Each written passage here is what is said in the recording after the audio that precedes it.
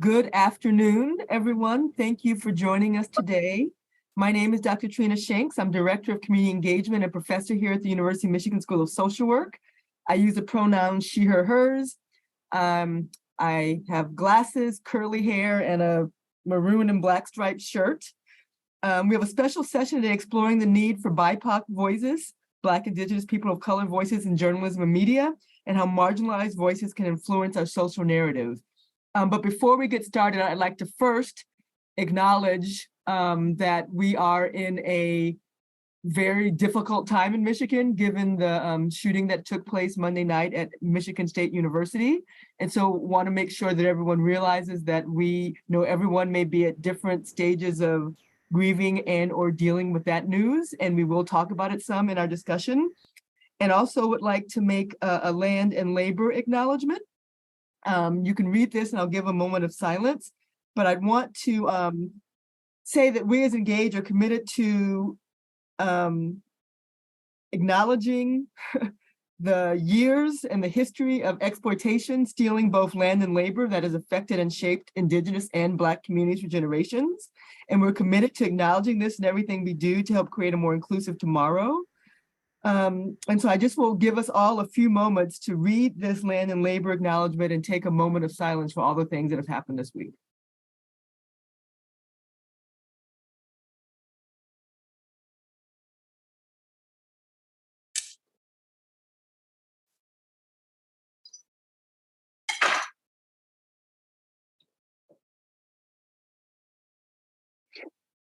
Thank you. Next slide, please. I'd like to introduce the Engage team. Sonia Harb is our Detroit engagement strategist. Fatima Salman is our Engage program manager. Aisha Ghazi Edwin is the Engage program manager and adjunct lecturer. And I will actually hand it over to Aisha now because she's going to moderate this conversation. We have a wonderful set of speakers, and I'm sure you want to get to hearing them instead. Thank you so much, Dr. Shanks. So as she said, my name is Aisha Ghazi Edwin. I use the pronouns she and hers. I'm a South Asian American with short black hair. I'm wearing a maroon shirt. If I could just ask any attendees to please mute yourselves if you're unmuted. So as Dr. Shanks shared, we have a special session today exploring the need for BIPOC voices in journalism and media and how marginalized voices can influence our social narrative. So to all attendees here, this is meant to be an interactive session. Right now, there's some slides up. They won't be up there forever. We really want this to be a conversation. So that means you can go ahead and put questions in the chat. We'll unmute you and you'll be able to ask them. I now have the honor of introducing my co-facilitator for this session, Lynette Clemetson, the director of Wallace House Center of Journalism. Thank you for joining, Lynette. Could you just take a few minutes to introduce yourself, share your pronouns, and the work you do in your role in journalism?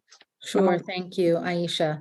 And thank you. I want to just thank you for sponsoring this, to have the School of Social Work recognize the importance of journalism in our functioning democracy and any functioning society, and understanding that the work that journalists do is important enough to the health of a society that this would be a conversation in your social work community. I think that's outstanding. And I'm so thankful to you and to Engage for convening this discussion.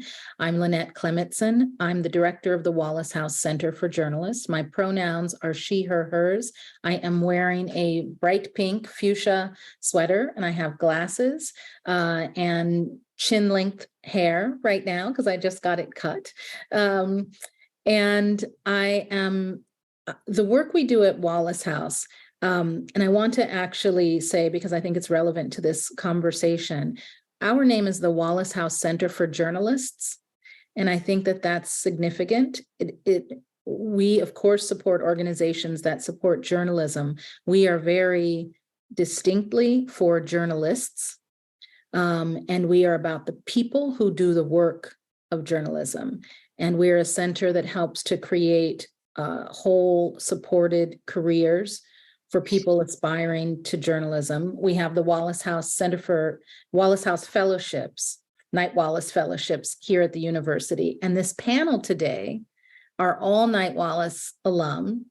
And the Knight-Wallace Fellowships bring accomplished journalists to the university for an immersive year of study, working on long-form projects related to the things they cover and to challenges facing the industry. And that's the space we're going to be in today. We also run an event series and a journalism prize called the Livingston Awards. But for the purposes of today, we're going to be talking with former Knight-Wallace Fellows about their work in journalism. And I'm so happy about this panel. Thank you so much, Lynette.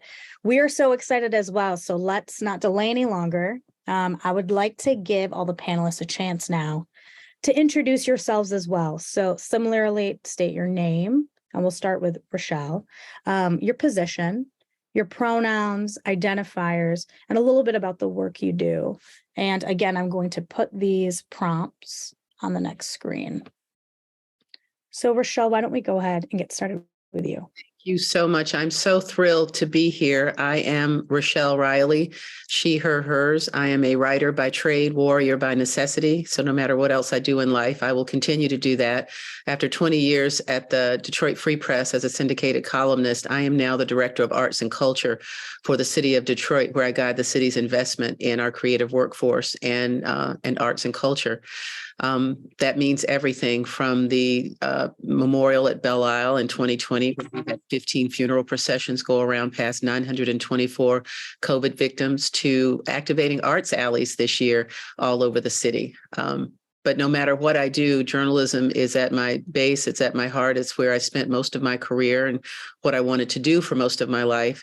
And this could not be more important to talk about. So I'm glad to be here. Thank you so much for joining us. Next up, Kat Stafford, if you could introduce yourself, please. Yes. Hi, everyone. I'm so happy to be here. My name, of course, is Kat Stafford. My pronouns are she, her, hers, and I am wearing a red and blue shirt with long hair and red lipstick. I am currently a national investigative race writer for the Associated Press, where I primarily write long-form stories, enterprise stories, diving into how structural racism has really impacted our nation and how it continues to have an impact on everyone in this country. That's awesome. Thank you for joining us. And Jarrad, would you like to go ahead? Hey, everyone. Good afternoon. My name is Jarrad Henderson. My pronouns are he, him, and his. I have on a really fly, but more importantly, warm blue sweater and a collared shirt. I'm super excited to be here today. Formerly in a past life, I was with the Detroit Free Press and USA Today, where I got the opportunity and was blessed to work with Kat and Rochelle, for which I'm very thankful. And also now I'm currently a Knight-Wallace Fellow at the University of Michigan, where I have an opportunity to work with Lynette Clemetson, which has been a tremendous experience. And so super excited to talk about that. Now I am freelance as a photo and video journalist. And at the Knight-Wallace program, I'm actually working on a series of pop-up documentary storytelling workshops to help underrepresented people in communities of color to learn how to better tell their story through documentary filmmaking. So excited to be here. That's amazing. We're so excited that all of you are here. So, before we get started with the discussion, I wanted to just kind of set the groundwork and the foundation for what this discussion is really about, right? And it's about race, and it's about Black journalists, and it's about how the narrative has always kind of been told for this community, right, by others. I'd like to share a quote. Or Kat, would you like to read the quote since it's you?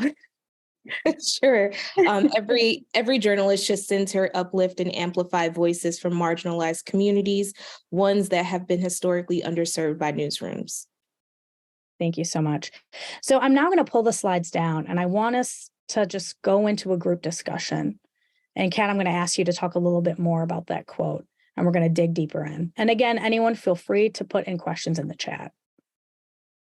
Yeah, so I just feel that, throughout my entire career, I've been in many newsrooms so far, and I have just felt along the way that something has been missing, especially when you go out into the communities and have that direct interconnection with people in the communities. They always have told me this is the first time I'm seeing a journalist, or the only time I see a journalist is when something bad is happening in my community. Where are you guys?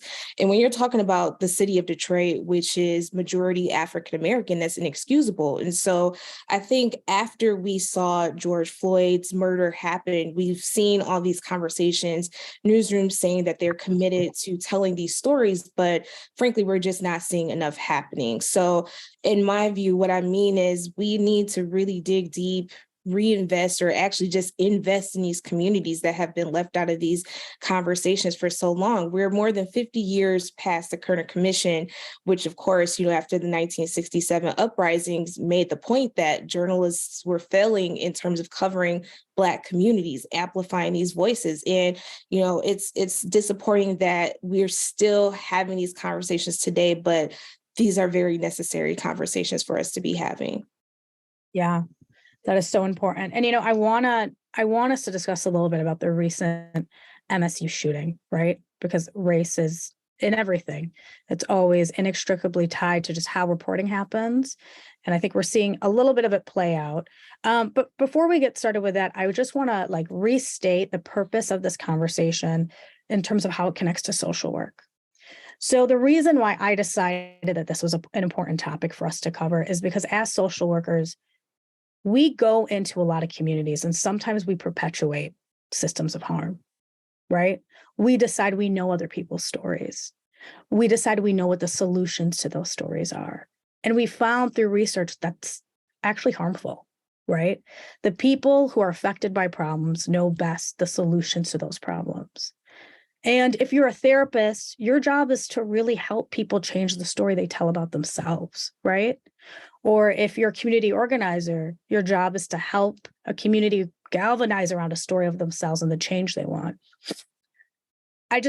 Throughout this discussion, I want the theme to always come up and remind us that stories are to be told by the people who are living them, and how important it is for us to listen to those stories, and how important it is for us to also guide them to see the strengths and the assets of their stories.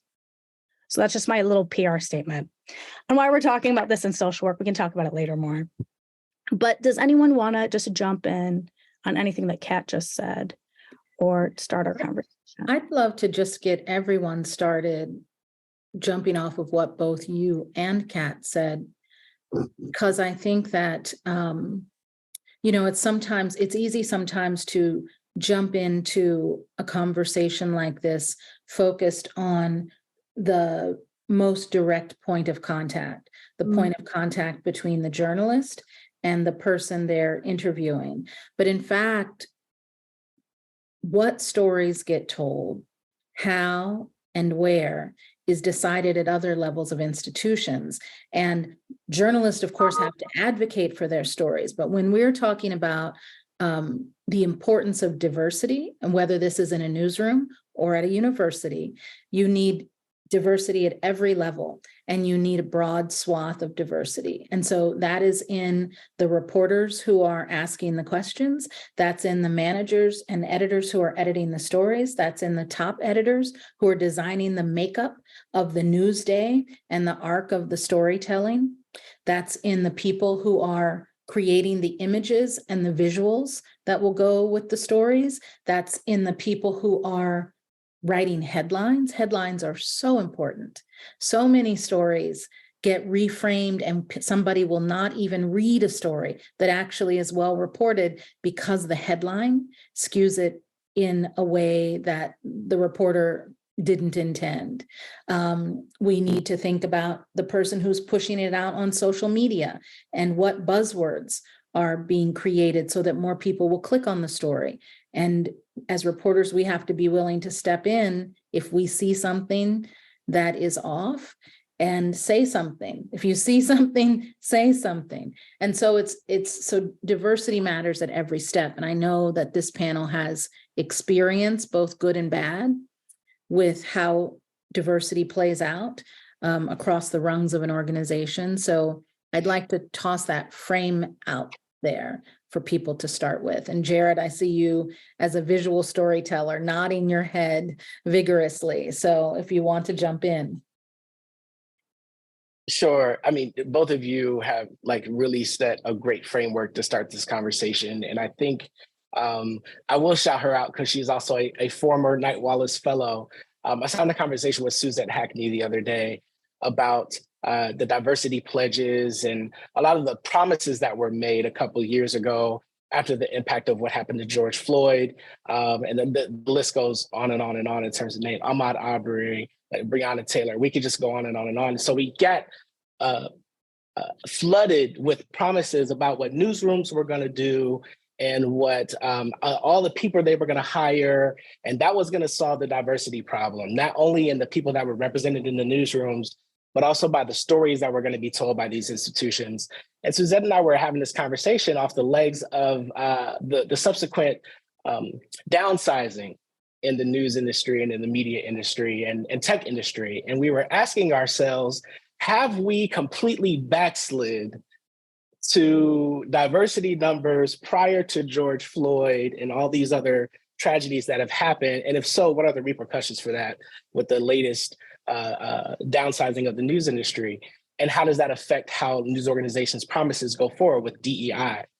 In visual journalism, I think representation is something that is very personal, right? And one of the reasons why I try to do the work that I do in documentary filmmaking that censors the person that the story is about, because I want to use their words. I want them to use their own words to describe their stories. And in doing that, it removes me from the equation. Sure, it's just as important what I decide to put in the frame as what I decide to crop out of the frame as a visual journalist, but also having that person being able to tell me what their motivations were, what is the challenge that they're trying to get over? Did they get over it or did they not get over it? It's something that is like central to reporting. I think everybody tries to do that when you talk about fair and equitable reporting, whether it's print, podcast, visual, long form, short form, social, whatever. And so there has to be guidelines and processes in place so that through those levels that Lynette talked about, there's accountability in each one of those steps of the process, not just the person that's boots on the ground, but the person who gives the green light and says, yes, this is an important story. And Lynette, you could probably refresh my memory. I'm not sure who said it during one of our seminars, our weekly seminars, but I think it was Jody Cantor. She was saying things don't become a problem until they become a dinner conversation on the Upper West Side of New York. And this idea of like, there's nothing happening. If it's not happening in my sphere as an editor, it doesn't exist. And so it becomes frustrating for people of color, reporters of colors to have to like still improve that these things are important to talk about and to find a way to like present them, pitch them, and follow through on them to where they do become something that news organizations are talking about. Yeah. Rochelle, jump in. You have such a wide range of experience with all of this. Well, I should probably preface this by saying that I have been a reporter and an editor and an editing manager where I helped run a newsroom. So I've seen this from all different spaces. And I also want to remember to tell you that I am wearing a puke green, a sort of lime yellow green shirt. My hair Chartreuse. Chartreuse, that's nicer. I have silver and black and gray hair. I am wearing Lancome lipstick in a shade that's called Merlot, and I'm wearing Senegalese earrings, which dangle. So I didn't do that before, and I wanted to make sure to do that. My former editor, Peter Badia, used to like to say to people about me, Rochelle likes to throw a grenade in a room. Or no, Rochelle will throw a grenade in a room. So as a columnist and as someone who has watched this forever and who participated in all those post-Kerner Commission conversations about the lack of progress we made, I can say this: journalism failed Black people. We have never, as an industry, covered Black lives. We have covered Black events, Black instances, Black bits of history. I fought for years to tell people to stop in every newsroom that I worked in, whether it was the Washington Post or the Courier Journal in Louisville or the Dallas Morning News or here in Detroit, stop using the word Black community. There is no single Black community. And until you see people and see those stories and those faces, you will never get those voices into your coverage. The other thing that was so important about what Kat said was about voices. It doesn't mean checking a box with some numbers. It means making sure that you pull together a staff that will make sure those voices and those lives are portrayed and included in your coverage. So here's my question. I have never seen an interview where anybody asked questions to find out if someone was racist, if someone had ever had a conversation with a Black person before they became a reporter, if someone understood the difference between the NAACP and the Urban League. I think we really have not dug deep enough, which is why we're still fighting to be included instead of trying to make sure that people are understanding that the depth and breadth of your coverage, if you cover everybody, will be something that is of interest to everybody. I spent years not seeing myself in coverage. And so I started writing a column to make sure people did. But that's one person, one thing. And ever since I left the Free Press in 2019, people have asked me to come back. So I'm hoping that as we talk about, I also don't like the phrase DEI, because again, diversity is that catchword for we're trying to do something. And quite frankly, inclusion means we have still left people out. So we are having the same conversation today that I had 40 years ago, 30 years ago, 20 years ago, 10 years ago, and last week, where we're still talking about how do we make things fairer? How do we make things truer? So I'll stop with this because I loved what Aisha said about assumption. The only way to end assumption, whether it's police officers or whether it's social workers whose jobs are just interminably hard, the only way to end assumption is to spread truth. That means you have to cover all the truths. You have to cover all of the lives and all of the things that matter, and not just look for a Black History Month story and said, hey, we were diverse this month. Yeah. And Lynette, if I could just jump in really quickly, I think both Jarrad and Rochelle have just made amazing points, but I want to pick up off of something Jarrad said about accountability. It's not just enough to bring us into these newsrooms. And in fact, what I see still happening even today in 2023 is you see folks getting hired, it's celebrated, but are you following through? What supports do these folks need when they're coming into these spaces? Because oftentimes they're coming into, frankly, toxic environments. And this is not just about journalism. We could say this is about every industry, right? You see the pledges that have been made. You see a lot of Black folks getting hired into these positions. And sometimes you see us being allowed to be in these positions that we've never had access to. But again, they're not getting the necessary supports that they need to be successful. So when I say we need to invest in folks, you're investing in the coverage, but you need to invest in the people that you're bringing into these spaces. And you cannot just bring us into these newsrooms without doing that work first, because it's just going to be a revolving door. And the other piece is, newsrooms need to stop expecting journalists of color, Black journalists, to do all of this work for them. Every single person, Lynette, you listed the photographers, the folks that write the headlines, the social team, the editors in chief, every single person should know how to do this work.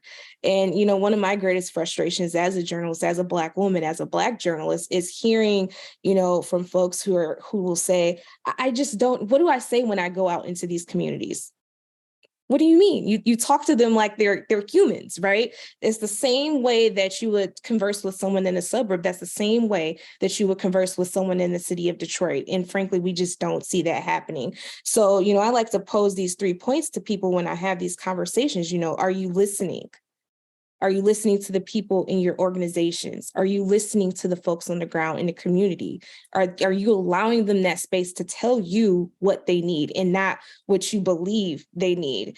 And for journalists, are you writing about these communities or are you writing for the communities? There's a very huge difference. And I just still feel that we have a long way to go. I think that there's been a lot of improvements in some regards, but I don't think we should pat ourselves on the backs at all when we have yet to really regain or even just gain the trust of these communities that, we've damaged and harmed for so long. Let me add one more point to Kat's 3 very, very important points that she just made. The fourth is, are you hiring that person to be the person to do all of the Black coverage? I was the Black Google. I was the person that they wanted to, I need to call this person. I need to find that person. What would you do if I wasn't here? I think that is not why you hire someone to make sure that you have diversity in your newsroom. What you want is that person's view of some other culture. What you want is that person's opinion on politics. What you want is that person to talk to you about anything that you don't understand. But don't let that be, okay, we hired Kat Stafford, so now we don't have to do any other Black stories. As long as she's writing Black stories, we're set. We've done our DEI duty. That is not the way to go. And I want to just make sure, so we are all African-American journalists talking about our perspectives in newsrooms, but the things that we're saying about equity and representation cut across groups. I mean, it's very interesting. This, are you writing about or are you writing for and with, is a conversation that also I think has been playing out. I started my career in international coverage, and I did my master's degree in East Asian Studies, started working in East Asia. And when I expressed my desire to be a correspondent in Asia, very well-meaning editors would pull me aside and say, "Are you sure you want to do that assignment?" And I always knew where the conversation was going. And somebody would sort of put it under the guise of helping me in my career. And they would say, "Well, you know, they're racist." And my answer would always be, compared to who? Why shouldn't I be the person putting my hand up for an assignment in China?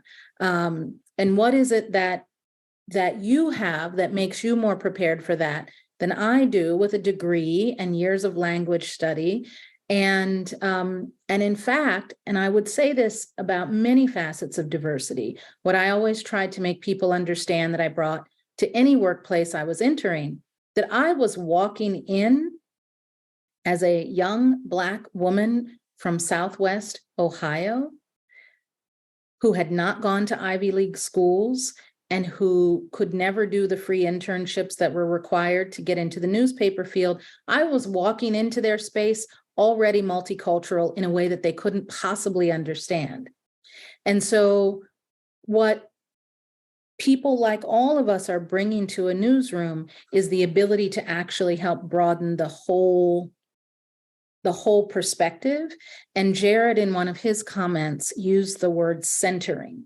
And I think this is something that can trip us all up when coverage is flawed.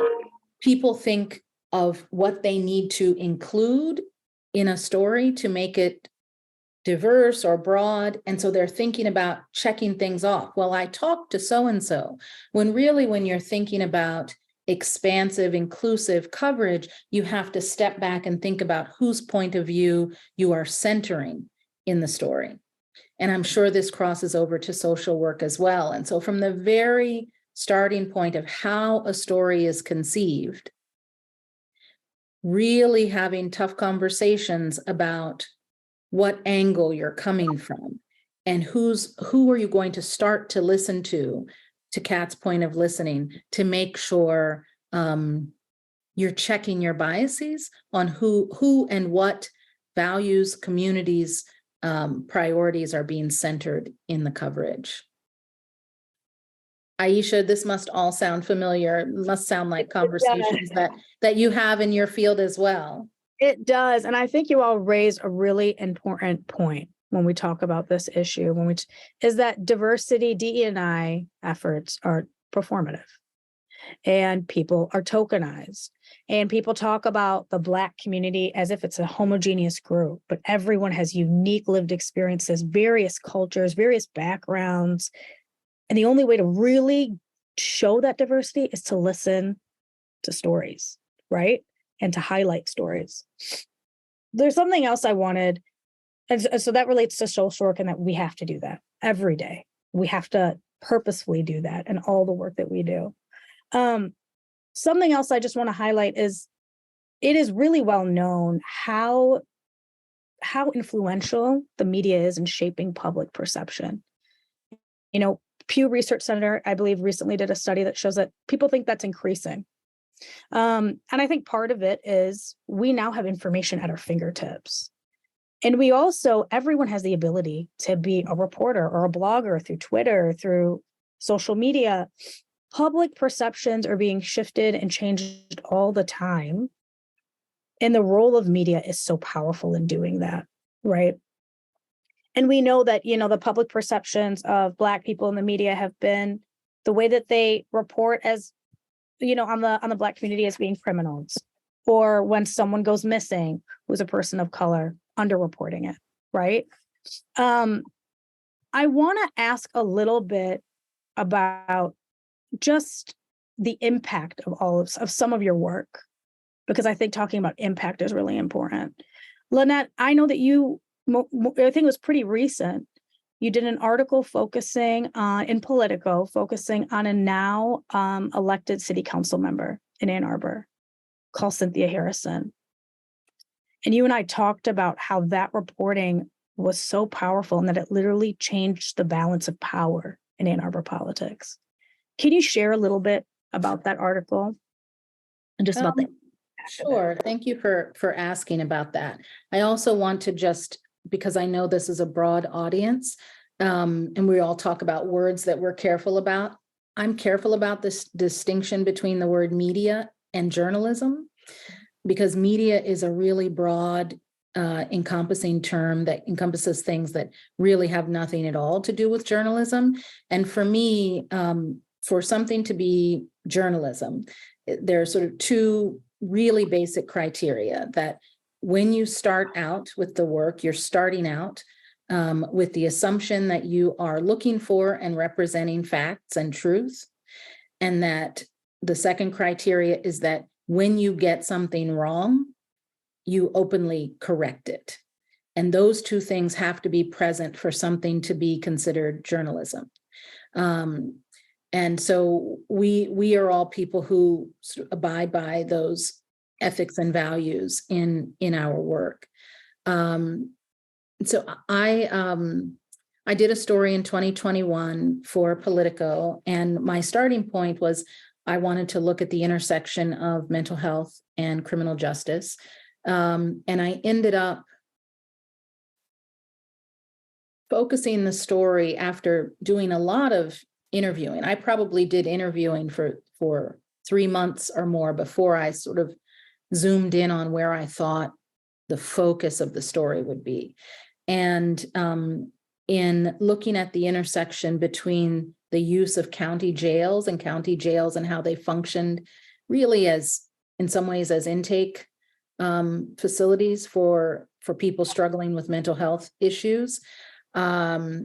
I met a woman whose son had been in the Washtenaw County Jail multiple times. And just their story, their family story of navigating the system, the mental health system, the community mental health system, the criminal legal system. I try to not use the word criminal justice system because it assumes that it's starting from a place of justice. I don't always think that that's true, but it is a criminal legal system. And they had been navigating this system.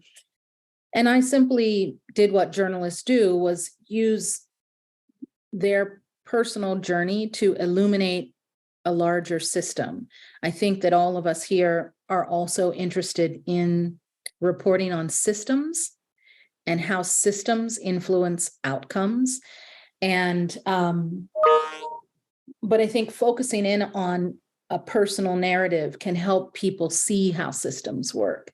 And so I wrote about Cynthia Harrison and her journey as a mom and as a resident of Washtenaw County. And the story ran in Politico. It was a long form piece of journalism. It was about 7,000 words long. And so I think people who read it really felt that they got to know her and could relate to and empathize with her family's journey and struggle. And completely unrelated to any aims of the journalism, after the story ran, people saw her strength and she was encouraged to run for city council, and she did, and she won. And I went to her swearing in, which is where I met you. And I mean, I thought it's an important reminder of it wasn't at all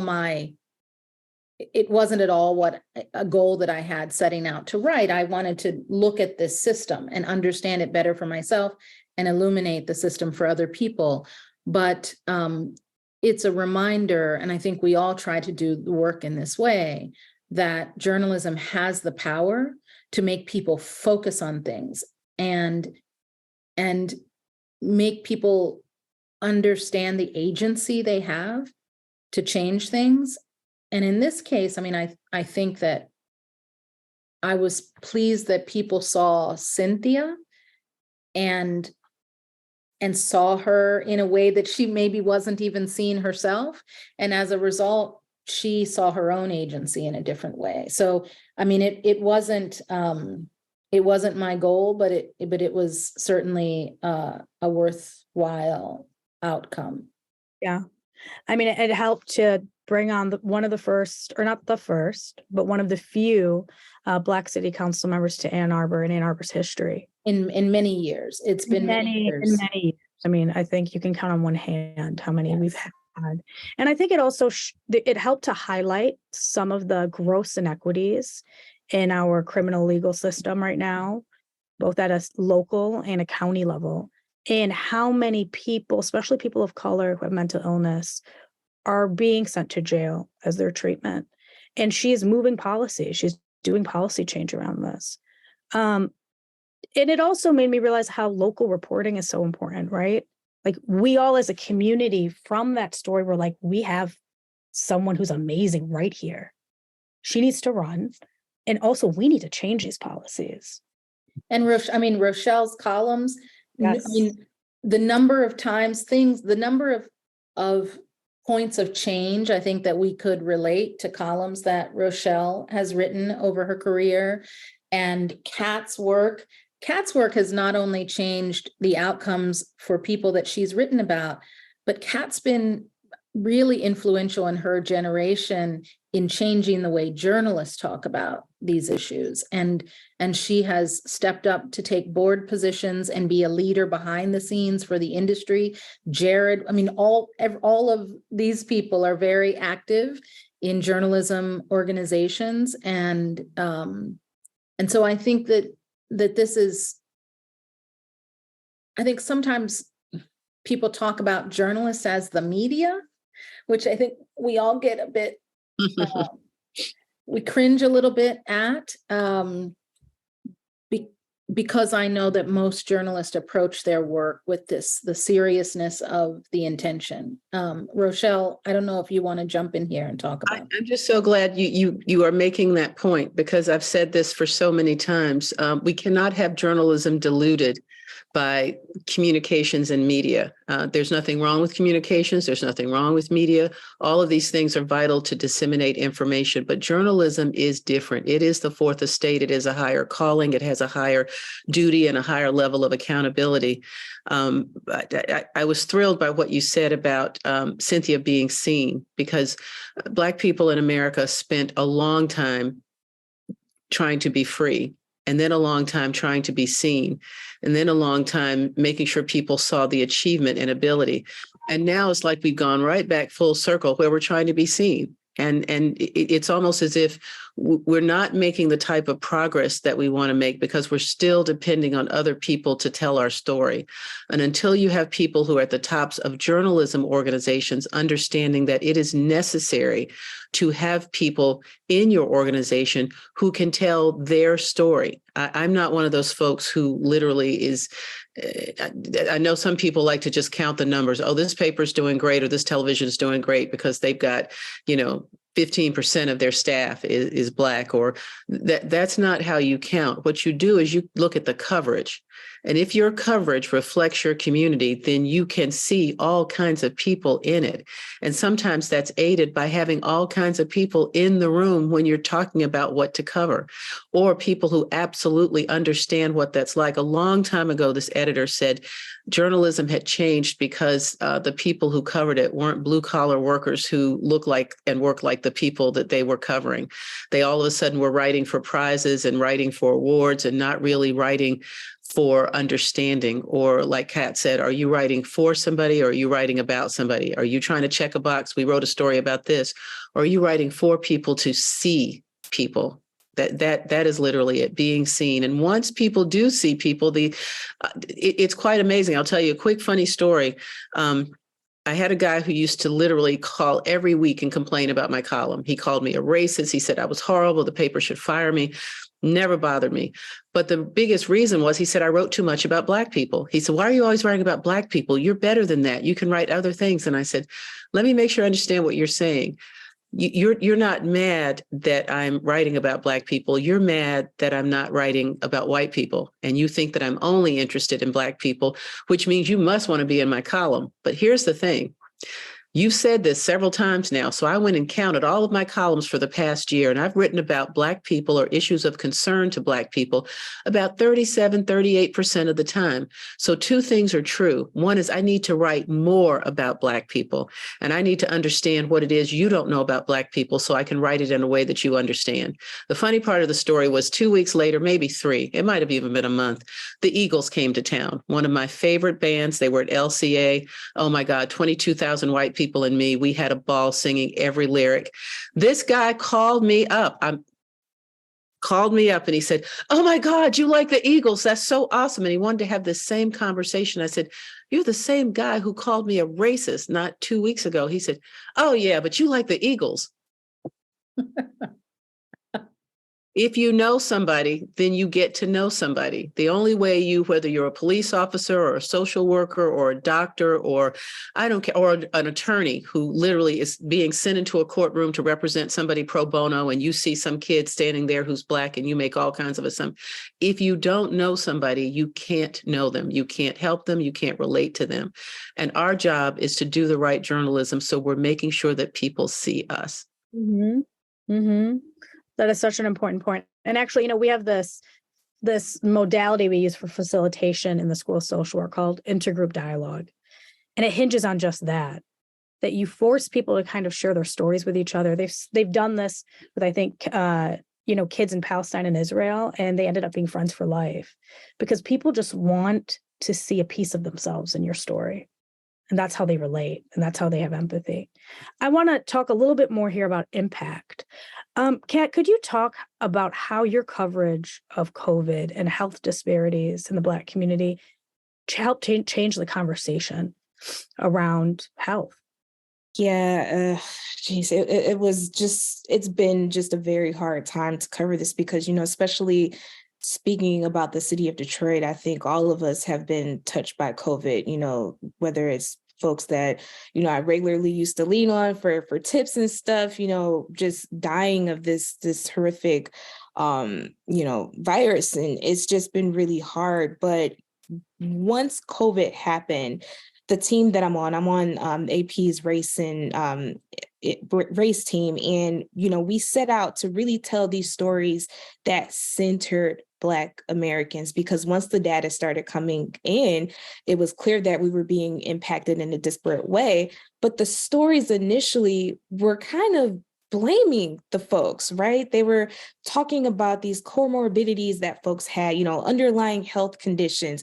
Oh, Black Americans are more likely to have diabetes. They're more likely to have hypertension, high blood pressure, all these different things, right? But none of them were getting to the root of it, the why. Why are we more likely to suffer from asthma? Why are we more likely to have all of these just horrible health outcomes? And at the center of that is structural racism, or the disinvestment in our communities, or just the lack of any investment in our communities. And so we told a lot of stories that really dove deep into the data, but went beyond the data and talked to folks on the ground to see what they were seeing and how they were feeling, and just really understand what was it that they needed from us in terms of our storytelling. But one story in particular that I was able to do was set in my hometown of Detroit with a man whose mother died of COVID. And it was just this really heart-wrenching story about his journey, his mom going to the hospital and not being listened to. And this was something that we really hurt a lot, especially in those early days of the pandemic. And then we started to see the inequity in terms of access to vaccines, right? And so as I was really preparing to apply for the Knight-Wallace Fellowship, I said, I want to go deeper. I want to tell a project that really looks at how these health disparities came to be. And that's what I'm working on right now. It should be publishing soon. But essentially, it's going to look at how generations of Black Americans from birth to death, essentially, have faced just all of these disparate health issues and how structural racism, the environments that we live in, the fact that we don't have access to fresh foods, the fact that our communities are more likely to be polluted or in these areas that are just severely unhealthy. And the fact that when you are a birthing person or a mother, what you are exposed to can literally impact the health of your child and set up that foundation for them to experience just horrific health issues throughout the course of their lives. So for me, covering COVID kind of opened the door and allowed me to take that step back and use my own personal stories, my own personal experiences of not being listened to in the healthcare system, or seeing my mom, my family members, my friends, other Black women navigate these issues and see the things that they dealt with. And it made me realize that I could use my voice, my position to tell these stories that have for so long not been at the front of our coverage. And so hopefully when this project comes out, it'll force some conversations, force people to really reckon with what I'm talking about right now and realize that Black Americans are not genetically inferior. We are not experiencing these health issues because something is wrong with us. There is something deeply wrong with our country and our nation's health system that set us up to experience these things. So COVID for me has kind of just really been that lynch point to make me reflect on what I feel like I and other journalists really need to be covering. Again, systems, reporting on systems. And why I think this story is important, Aisha, we've been talking about the importance of writing for a community or with a community. I think we do need to take a second to be clear for people that doesn't always mean writing positive things. That's not always a profile or, writing about a parade or a bake sale or to make impact, to create change. You do actually have to write about tough situations. You do have to write about controversy. You do have to take a critical look at people in communities. It cannot always be glossed over. You have to be willing to be tough as a reporter in order to illuminate the situations that are going on for people. And I think where diversity can come into this is that when you develop an ability to be a good listener and be thinking about the outcomes for the people that you are that you're reporting on. We're actually talking about this at Wallace House in our seminar tonight, sort of understanding and being able to approach journalism through a trauma-informed lens, and understanding that you do actually have to be able to talk to people about the worst things happening in their lives. And you can do that with care, and you can do that in a way that respects them before, during, and after the process of your story. But I just think we just need to put that out there, because I don't want anybody to leave the conversation thinking that we think diversity means only positive coverage of diverse communities. That we have to be willing to get into very tough things. Yeah, absolutely. I think that's a really amazing point. And also it relates to like social workers again, right? How does that benefit us? Knowing that health disparities and inequities are something that's structural, not individual. It helps us in how we orientate ourselves and how we approach our clients who might have asthma, who might have, a lack of compliance to getting better in terms of their mental health or physical health treatment. We have to think about what has been placed in their environment over time, over generations, that has made them who they are today. Right. I want to bring Jarrad in because I think images and visual journalism plays such a a role in impact and these outcomes. I mean, in the story that I wrote about Cynthia and her family, I worked really closely with the photographer, and we had a lot of conversations before the photographer went in, and I made sure that I was there, because the images need to match the intent of the story, and you want to be able to represent people with dignity. And even though we were going to be in a jail setting for part of the work, I had feelings about what I thought was okay and wasn't okay in that setting. Jarrad, I know you spend a lot of time having conversations about how people's dignity is conveyed through visuals. Yeah, one quick thought about the conversation we just kind of wrapped up, this idea of like systems. And I think one of the traps that we fall into as journalists, and maybe also possibly as social workers, is like the point of reference that we have. I think journalists sometimes can get caught in this reactionary way to cover things. Like when bad things happens, we react to it as opposed to being proactive. So when we're talking about impact almost always is a proactive action, right? Like you have to go out and seek it out and put resources and time and energy to it. And you might not always get the support that you need. But I think Black folks are resilient. I think Black and brown folks in journalism are probably the most resilient. And so we have to find opportunities to do that. Images, video do two things really well. They convey emotion very well, and they serve as a container of empathy for empathy. And if you do it right, most often you're able to at least put somebody in somebody else's shoes for just a moment, to just give them a tiny inkling of understanding. And so looking at like the role of the industry, like the journalism industry, and like our job as storytellers, like what we use with language is important in visual journalism. I'm always having conversations with other professionals about using words like subject versus person or character in the story, right? Or taking someone's image as opposed to like sharing or making, right? Like the words that we use are very violent when it comes to visual journalism, and it can definitely like change the flow and the perception of something. And like you said, Lynette, even if I'm telling a story about somebody's like worst moment and like the worst moment of their life or something that's really challenging, you can still approach that person, that situation with care and be representative of the moment without completely just like tacking on your own social constructs on what that thing looks like for that person. And also, quite frankly, playing into stereotypical images. That happens with your captions. That happens with how you subtitle things. That happens with how you edit things. There's a lot of power in editing and video because you can change something that we've all seen and morph it and transform it into something that is unrecognizable.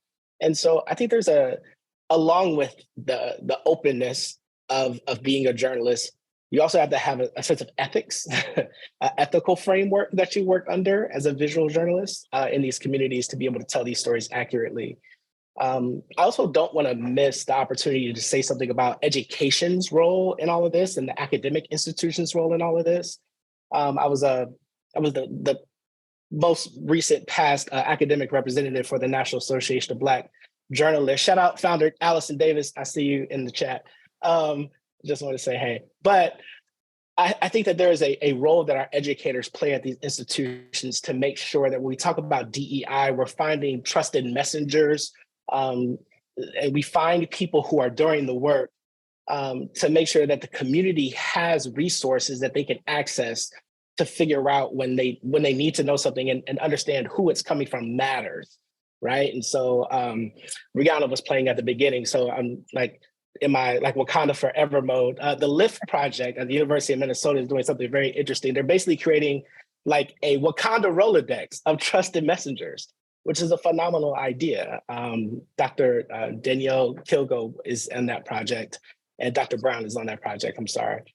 And it's just like another resource that's added out there for people to make sure that they know what proactive research and what proactive stances people in academia are taking, as long as like visual journalists are taking in our institutions, NABJ, NAHJ, ONA, SBJ, the list goes on. And so I think that there's a responsibility that we have, even when we're trying to tell stories, to show empathy through visuals, to make sure that we do it right and we do it with a sense of integrity and that are ethically balanced and that are defendable, right? When you put that work out there.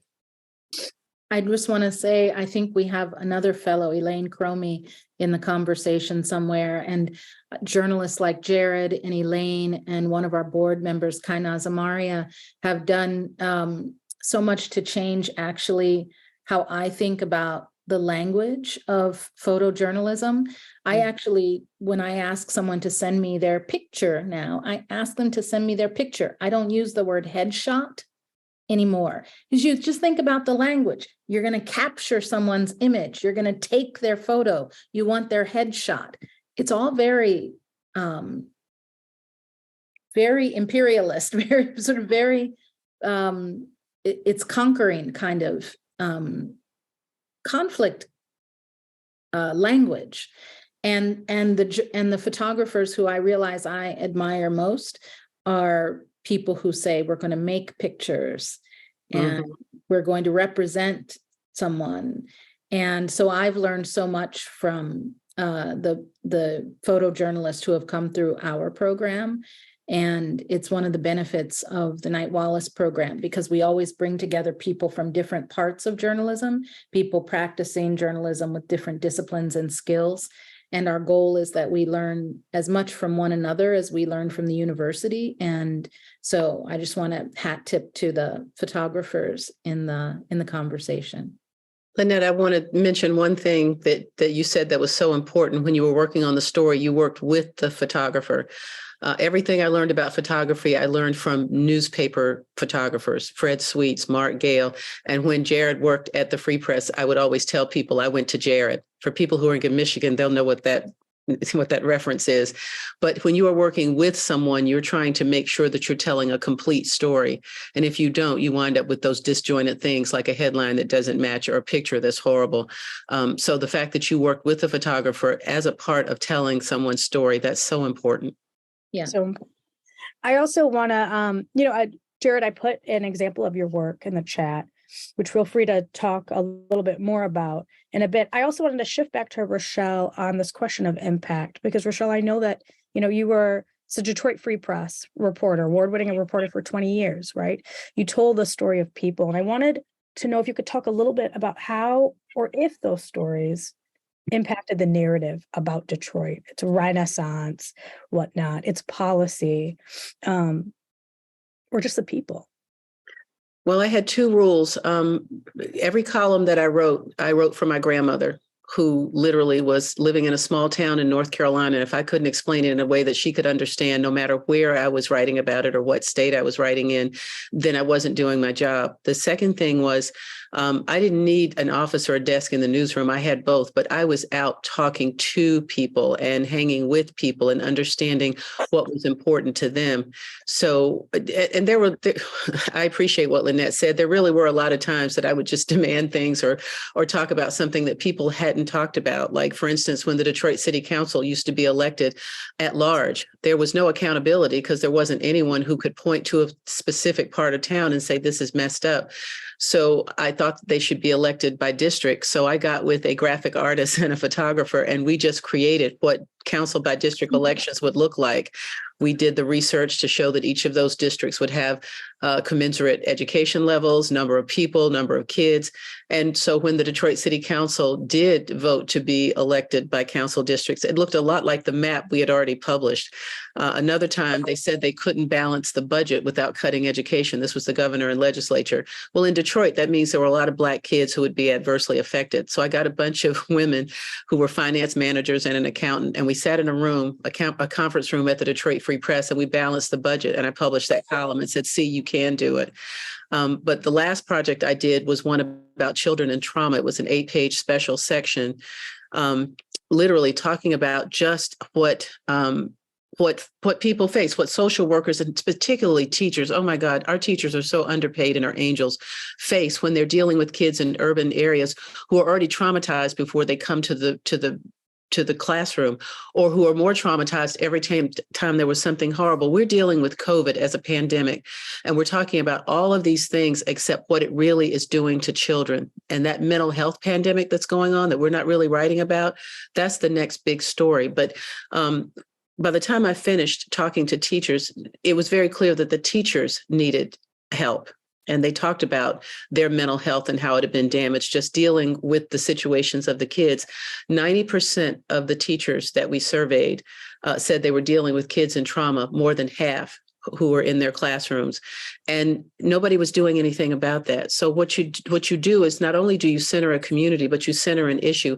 All journalism is local. I don't care what you're writing about. If you can't make it mean something or make it understandable or impactful for somebody who lives down the street from you, you haven't done your job. Whether you're talking about affordable health care, the Obamacare was not about Obamacare and about national politics. It was about this woman in Detroit with 3 kids not able to take care of her kids or take them to the doctor. There's always a way to make sure that journalism is doing what nobody else has to do and nobody else usually does. And that's make it important to the people who are there where you are. Thank you so much. Jarrad, I want to bounce back to you. Do you want to share anything about I believe it was a police officer in DC and that project? I also put it in the chat if anyone wants to check it out. Sure. I'll speak more broadly to the Blue Wall of Silence project. It's the last project that I was involved with my time at USA Today, where I served as a senior multimedia producer. That project was really about whistleblowing and what happens when officers who want to do the good thing, do the good thing, and then are often retaliated against. It was also in collaboration with Brett Murphy, who is a former Livingston Award winner, Daphne DeRay, who is, I was trying to think of the other person other than Daphne. Daphne, who's like my big sister, who was also a past this most recent class of Knight-Wallace Fellow, and then Gina Barton, who was our third reporter on that story. And so the idea of being able to share the stories through the eyes of 3 different police officers, all who experienced retaliation. One 30 years ago, retired police officer from the New Orleans area. One who is currently being ostracized and kind of kicked out of the union for releasing a video of a Black man who died in the custody of police, Javier Escueda in Chicago, and then another one in Louisiana as well, who was dealing with the repercussions of his whistleblowing while he was in a special agency centered around drugs in Louisiana. And so looking at those 3 stories and kind of looking at the impact that it's had on not just individual officers and departments. In one case, that department was actually disbanded in Louisiana. And so looking at the impact of those types of stories and looking at, Daphne did an incredible job looking at the research around solutions-oriented journalism, about what are some of the steps that people can take to actually make an impact in this space, not only to prevent Black and brown people from dying at the hands of police, but subsequently to change the culture within policing, which is a very hard thing to do. That's a large ship to try to turn around, but finding some very practical, tangible solutions that can be implemented across the country. And so our team did a really awesome job with that, I believe.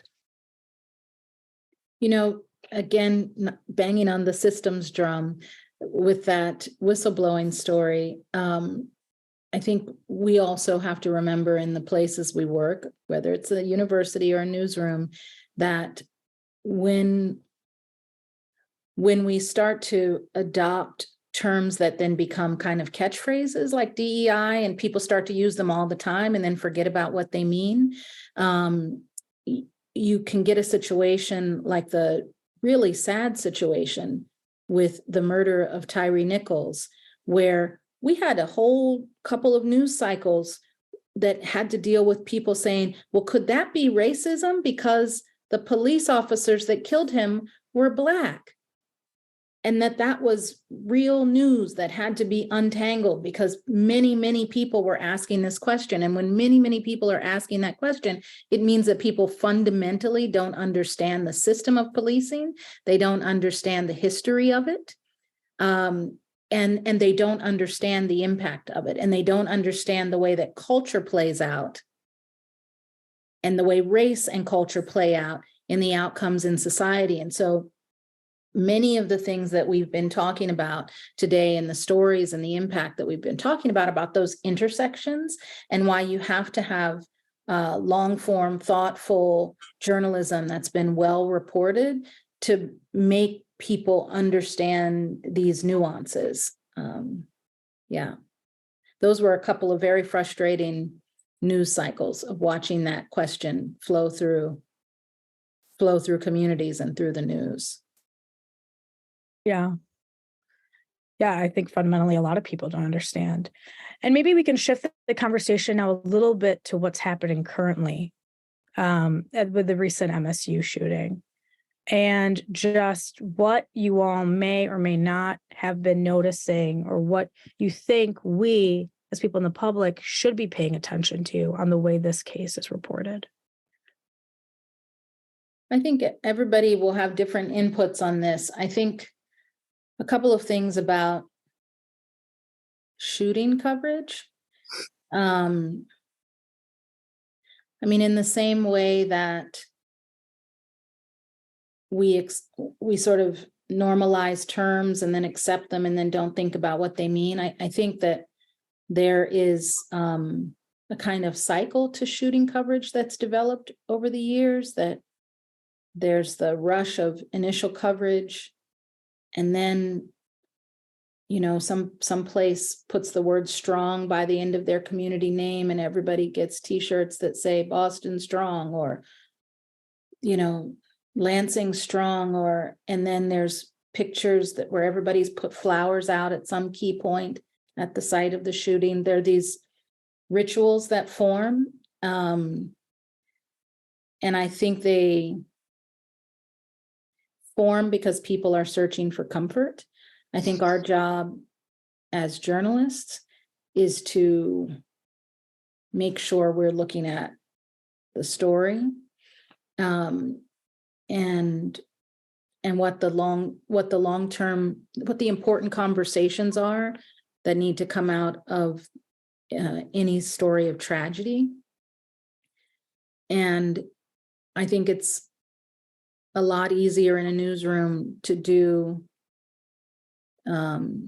interviews with people on the scene in a moment where you're taking people at a moment of great trauma and then publishing what they say or airing what they say, as opposed to looking at legislation and we said, what's going to change this? We all know what's going to change this. Legislation is going to change this. Some controls are going to change this. But it's easier to report on the really very emotional parts of it. And then I think where race is concerned, and I know everybody here believes this, I think as these stories play out, it's important to just look very carefully at the language that gets used. I think that sometimes when a shooter is not the person we expect to be a shooter, or certain people expect to be a shooter, we very quickly go to mental health. And then if a shooter is who you expect to be a shooter, there's other language that's used. It depends on the victims that are involved. And so we just have to be willing in our newsrooms to interrogate all those habits, and it's really hard. I want to just acknowledge how hard this is in breaking news situations. It is incredibly difficult to get it right. But I think if you have enough people in the room who are asking the right questions and looking at every word very carefully, we can get closer to right as the story develops over weeks and days and months. I don't know, Rochelle, Kat, Jarrad, anybody jump in? Yeah, I want to say this, but I want to say it carefully. So when the shooting happened, I immediately just assumed this was a white guy because most of these types of shootings have been done by white males. So when it turned out that it wasn't, then the very next thing I thought about was, here comes the swarm. Because anytime you have a massive event, a major event like this, everybody's going to dive in. Everybody's going to want to report every detail that they can find out. And so it went from, here's this guy that we don't know much about, to I heard 17 different reporters over 20 hours talk about the fact that he was upset that his mom died 2 years ago. And I'm like, what does that have to do with this? And if you're trying to make that a part of the context, then make it a part of the context in a way that matters, find out. But the other thing was, I just want to wait for the story where somebody, even on the first day, because it's not that hard, to say this shooting happened in a state where you can get a gun for nothing, where it's this easy to get, where, they went right to this arrest where he had a gun before and he did. Everybody in Michigan has a gun. Everybody in Texas has a gun. What I want is some context on what does that mean for these people who have lost these children? What does that mean for what we need to think about in the larger context of things? I think everything is really fast. And, it's really, like Lynette said, when it's breaking news, it is hard. I've been in those situations. I don't want to imply that somebody's supposed to know everything all at once. But for those things that we do know, we should say so. And literally, Lester Holt could have said, they have identified the suspect who, unlike the last 17 of these instances, was not white. So now we need to figure out if that has anything to do with it, instead of just reporting that. But I said, if somebody else says something about, everybody gets upset when their mom dies. Are you saying something about that has something to do with this shooting? And if you are, and you think this is about mental health, then talk about the mental health of all of these people who have done these kinds of things before. Or, it's going to immediately evolve into a gun debate. And it sure did on Twitter within an hour of the shooting, where people were trying to make sure they were on one side or the other of changing gun laws. Don't take my guns. I don't care what happened to these kids.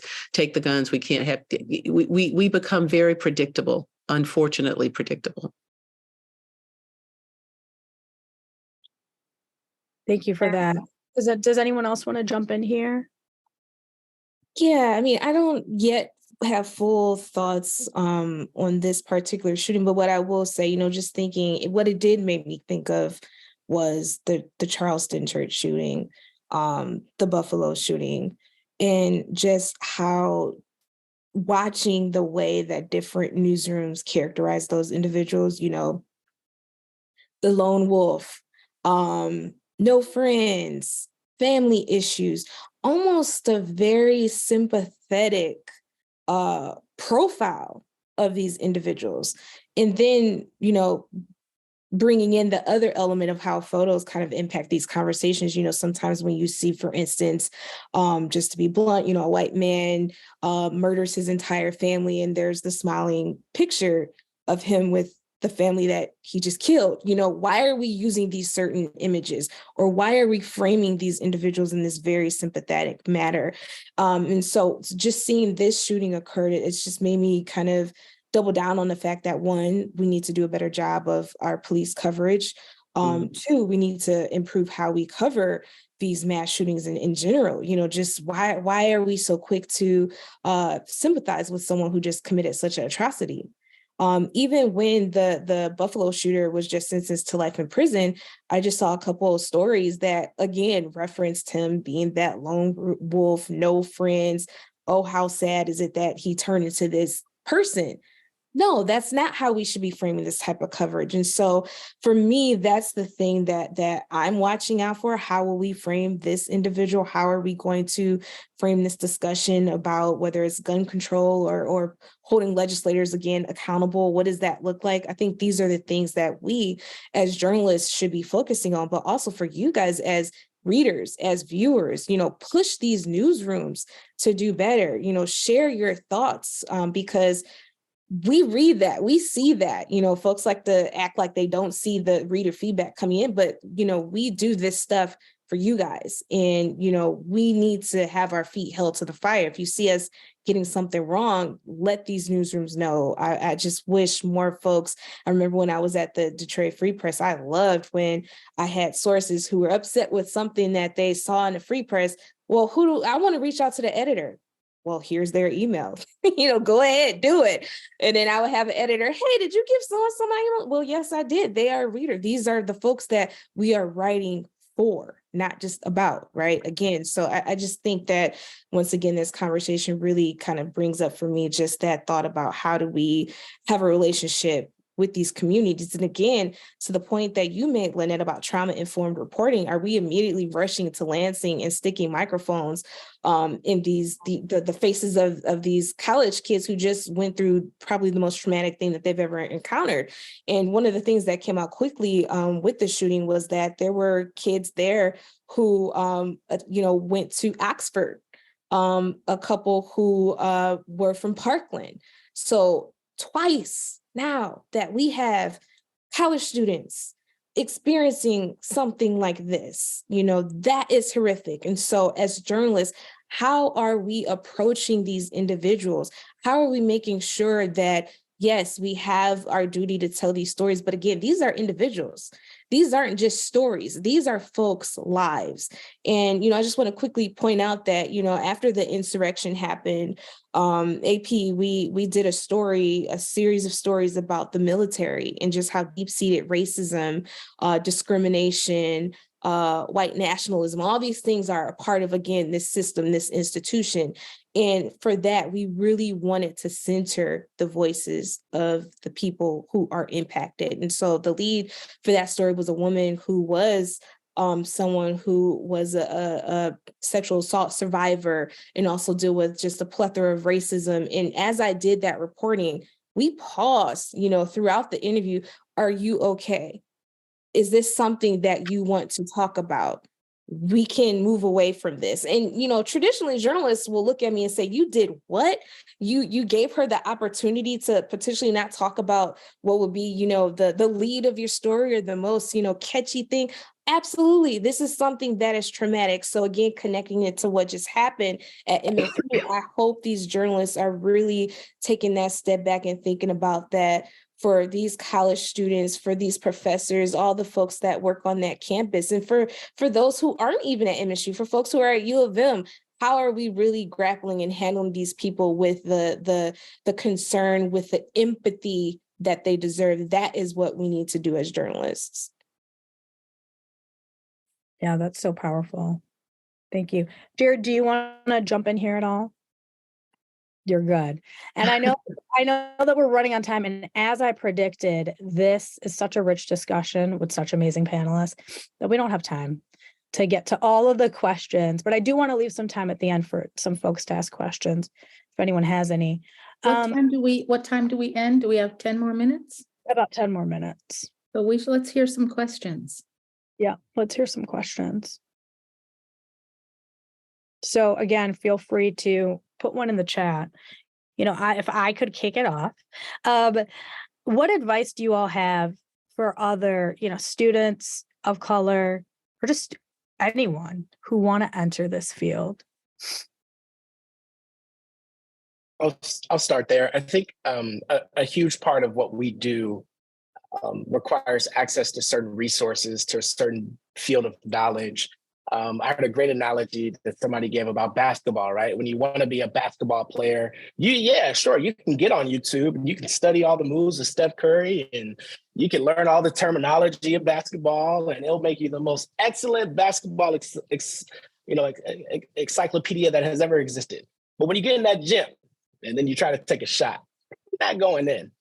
So you got to get your reps in. You have to find people that you trust in this industry, people that you admire in this industry, to make sure that you find someone who you can really cultivate a relationship with to help you through that process of getting access to the education, the tools, the techniques. And ultimately, you just have to go out and just make really bad work for a really long time. Your taste, the thing that got you into the industry is up here, right? The thing that attracted you to the thing that you're doing, writing, photography, podcasts, whatever. But your ability is down here. It's the concept Ira Glass calls the gap. The only way to get your ability and your taste to match is to do masses and masses and masses and masses and masses about to work. And so that's your taste and your ability on the same every day. So go out, do bad work every day until you start making good work, and then you'll make good work consistently over time. That is brilliant. Thank you, Jarrad. Yeah, I think to add to that, I think sometimes people look at works of journalism that they admire and want to start there. And entry-level journalism jobs are hard jobs. They're hard jobs. The hours are bad. The pay is poor. Sometimes the mentorship and editing is not there. And but you have to be willing to do that work. So I'm just adding this to what Jarrad said, because I don't want to leave people thinking that if you just try hard, you will, you have to, I've worked every shift known to man. I got my first job working a 5 a.m. to 1 shift on the weekends, because nobody else wanted it. I've worked the 4 to midnight shift. I've sort of worked every kind of form of hours that could possibly exist in journalism, and also doing lots of different types of journalism. And, the people that you see, if you admire someone who writes 7,000 word stories for the New York Times Magazine, or somebody who writes for they didn't start out doing that work. You have to learn the basics of just reporting and sourcing, and how to put the structure of a story together, how structure differs between different forms of journalism. Newspaper writing is different than magazine writing, is different than broadcast writing, is different than writing a column, is different than writing a podcast. And they're all of those types of writing require skill. I spent some time as a senior editor for a morning news program at NPR, the morning news program at NPR. And I was interviewing for a job, and I interviewed a really eager young person who had a great interview up until the point that she said to me, well, I just want you to know, I don't think I can work overnights. And I said, well, I really appreciate that, but you do realize that you're interviewing for a job at a morning show that starts at 5 a.m. And for the show to go on the air, everybody who put that show on the air, including me, has been here all night, so that when people wake up, the show can be on. And I applaud you for knowing that that's not something you want to do, but you do need to know that that's part of this job. And so to just be clear on the sort of what's required for certain types of journalism jobs, and if you're interested in the news runs on news hours, and it can be fun too. I mean, I've had a lot of fun on all of those shifts, and I learned a lot on all of those shifts. But for me, there was no real way of bypassing them. There's a couple of questions in the chat that I want to get to with my advice. You asked for advice, Aisha, and my advice was, know that this is what you want to do, whether you're a teacher or a social worker or a police officer or a journalist. You need to understand that you have to really want it. My journalism career started when I realized at 15 that was how I would be able to make money as a writer. And I only applied to one school, the University of North Carolina, for their journalism school. And then I started working in journalism, and it was horrible. And I loved it. And I didn't want to do anything else ever until, I left the newsroom 3 years ago.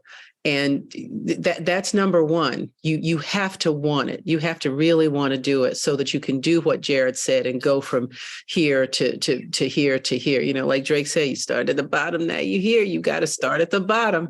But when you're doing that and when you're learning that training, and I think one of the questions literally had to do with training and how do you, for those, Cassandra, thank you. For those who are helping to train journalists and emerging storytellers, what do you advise in terms of developing a better philosophy or approach to journalism?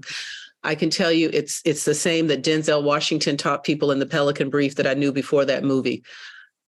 talk to real people, get to know real people, let your mentors and your sources and the people who you depend on to feed what you're understanding and learning about people be the secretaries and the janitors and the lunchroom ladies and the folks on and the bus driver. Don't try to make a great relationship with the mayor, because number one, that's never going to help you. And number two, you're not going to really know what people are thinking. Make sure that you are working with and learning from the people you'll be working with and learning from. So if you're a social worker, you need to make sure you're talking to families who need, families who count on other people to do that. If you're a journalist, you make sure you're talking to people who are counting on you to tell them what's going on. And that is literally not, the city council members who are in a room voting on something that they figured out in a back room. It's the other people who are in the back room with them. So just when you're getting your training, just get it from some of the unlikeliest of sources, and you'd be surprised at how much farther along you'll get than other people. That's great. Thank you. I'm also going to ask Nitish your question, which is, how can journalists and social workers better work together and learn from each other's crafts? I think that's a really important question. I don't want to hog, but go ahead. No, you can go ahead. I don't want to hog, but I can tell you, when I spent a year writing about children who were aging out of the foster system without any help for them, literally, I spent half my time with those kids and half my time with the social workers who didn't have enough time with those kids, because instead of having 10 cases or 20 cases, they'd have 40 or 50 and then get blamed if somebody fell through the cracks. And when the state finally did a task force to look at how they could fix that and they changed the system, it wasn't just the kids and listening to the kids. It was listening to those social workers who I made sure they heard their voices too. There were people who literally didn't know that, social workers had like 10, 20 cases, and where they had to like keep up with all of these different families and do all these different visits. The things you don't know literally affect everything about what you assume and what you think is true. And so much is not true. So like I said, social workers and teachers, man, God love them. Yeah. And again, it's about systems, right? Turning the focus from individuals back to the systems that shape their lives. One thing that I've been thinking about during this session is how, well, number one, it's our responsibility as social workers to listen to the stories of others, not tell their stories, but listen to them, and to help guide them to identify strengths and assets, right? Coming at it from a strengths-based perspective, not that they have deficiencies, not about what a community doesn't have, but what they do have. And during this session, I've also been thinking about how important it is for us as social workers, and I'm sure as journalists, to also think about, how does our story affect the way that we tell other people's story and the way we interact with people, right? How does our own stories and history shape the lens that we see the world and how we treat people? It is so important, and it's hard to do that work, but that those stories always come out in the stories you tell of other people. Aisha, I think it's such an important thing to add. And I suspect that in your profession, you're talking about something that we're talking about more and more, not just how our stories inform our approach, but how we take care of ourselves as we're doing our work.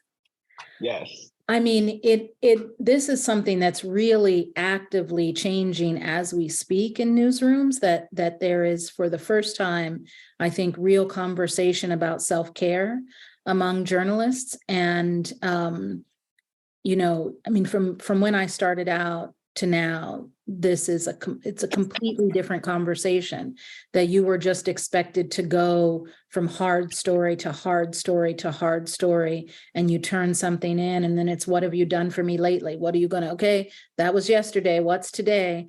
And I think if you're not taking care of yourself, the kind of calluses you have to build up to just get through the work start to impact the way you do the work, right? So it's so important. And I think for myself, when I applied to the Knight-Wallace Fellowship back in 2008, and I became a fellow in 2009, years before I was the director, I applied because I was at a moment where I realized that I needed self-care, and that a lot of people who apply to the fellowship are coming at a point in their careers where they've been through quite a lot in the business, and need a moment to step back and unpack some of the things that have happened and refill their well so they can go back and do their work with the integrity and the curiosity and the intention that they got into it for. I'm sure that is the same in social work. We lost Rochelle. We did. She had to leave. Okay. But it was an honor to have her here. And again, any resources she shares, I will share out with the attendees. Kat, do you want to add anything? And then I think it's time for us to wrap up. I apologize we weren't able to get to all of the questions in the chat, but I want to be respectful.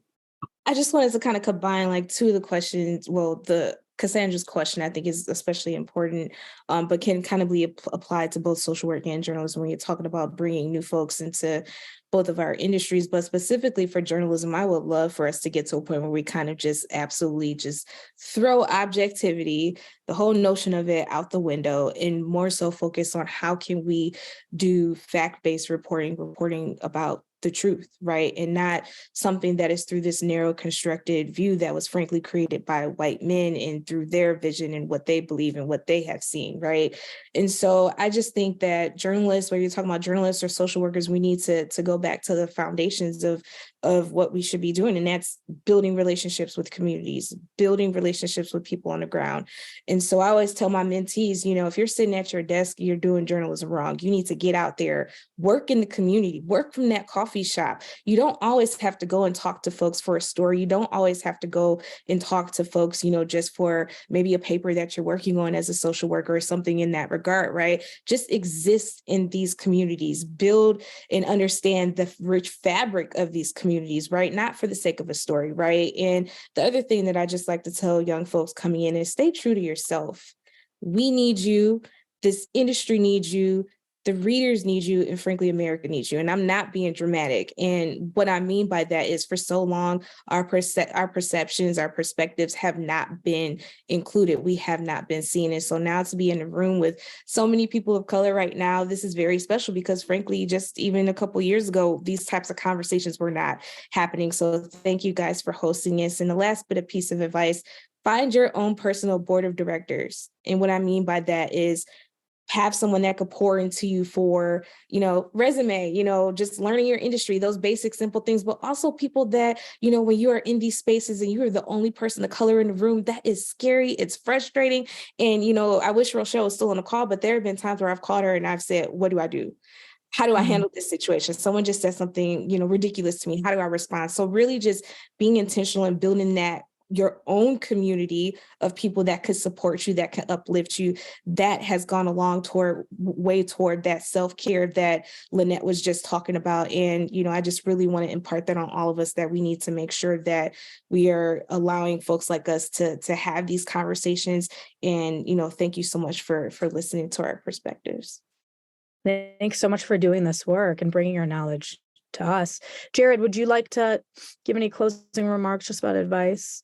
Just wanted to shout out my sister who has her LCSW and is a social worker and works with kids all the time. Like you definitely, Lynette, hit the nail on the head in terms of refilling our well. These are conversations that I'm fortunate to have every night when we Zoom and FaceTime, right? And so with her, seeing how she works with families and, some of the tools that you all have access to as social workers, we need in our, I can tell you firsthand, they work, all that breathing exercises, visioning exercises, all that stuff works that helps ground us. And so definitely, like, if you don't know a social worker, get to know a social worker. You don't know a journalist, get to know a journalist, because I guarantee there's some synergy there that will help you in your professional and your personal growth. And then I'm just thrilled to be able to speak to everybody, and thank you all for hosting this and putting this on.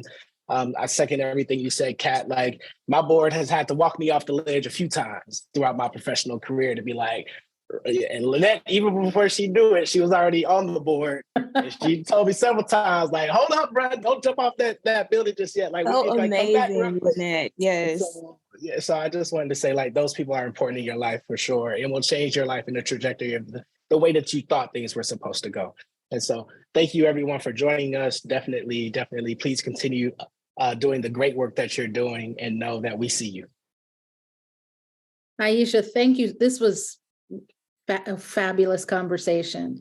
I really am so thankful to you, and we should do it in person sometime. That would be fun. I would love that. Love to do that. Love to do that. This was amazing. And I hope we all see the connection between storytelling, in journalism, in social work.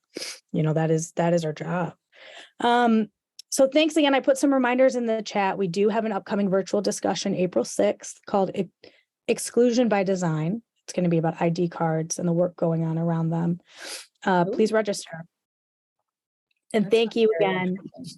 Thank you again, panelists. And I'll reach out about getting any resources you want to share with the audience. Thank you. Thanks Hope you again. all- Great. Thanks all. Have a good one.